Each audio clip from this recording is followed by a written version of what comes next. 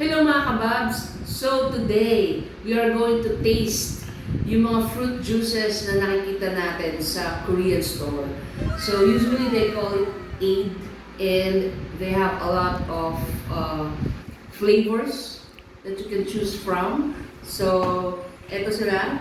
I have here pomegranate Aid. I also have green grape Aid.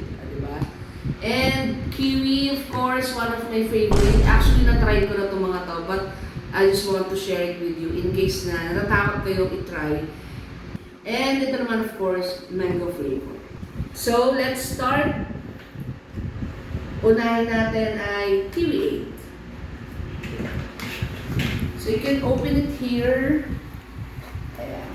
And ilalagay natin sa isa sa mga cups natin.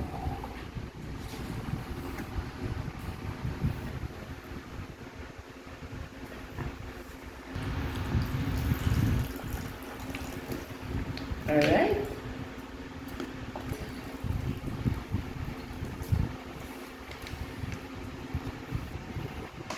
See, puno siya. Isa lang yung straw ko, guys. Let's save the turtles. This is the kiwi flavor. So, I'll tell you ang lasa niya.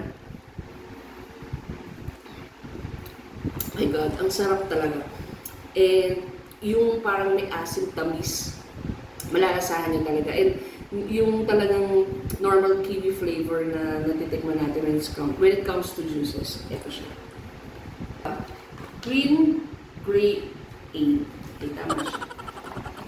Ayan.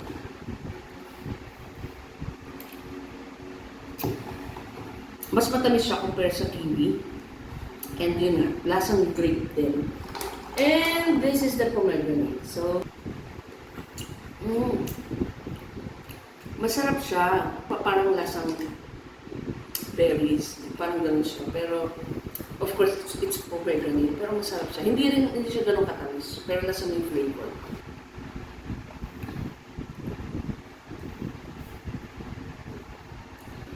Alam mo yung hindi siya sobrang lasang pure mango na fruit. Okay din, masarap din.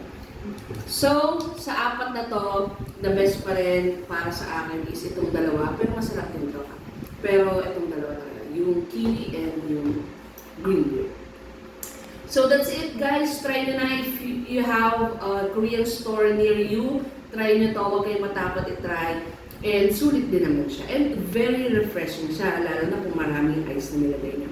Okay, so that's it. Enjoy!